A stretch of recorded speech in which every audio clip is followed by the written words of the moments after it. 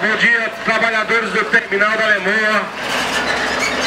Estamos aqui, queremos conversar com vocês a respeito dos problemas da Petrobras, PLR, e também vamos conversar com vocês sobre os problemas regionais. Agora é a hora do trabalhador entender que tem que estar cada vez mais unido. Cada vez vamos tentar conversar, discutir. Não é o sindicato que fala, gente, vamos para lá agora. Não, é a gente em conjunto, discutindo o melhor andamento, o melhor caminho, como discutimos aqui com vocês a questão da caldeira, que os trabalhadores que foram impactados acharam melhor. É isso que a gente vai fazer. Dia 17, Assembleia, Congresso, dia 28, para a gente discutir todo esse viés que eu falei que vai ser um acordo coletivo. Dia 29, pessoal, aí eu acho que já não é nenhuma faculdade do petroleiro. Dia 29 é uma obrigação. 29, a gente tem a nossa segunda caminhada.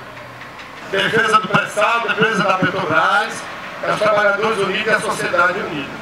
Por que sociedade? Porque o petróleo tem que ir lá, tem que levar a esposa, tem que levar as crianças.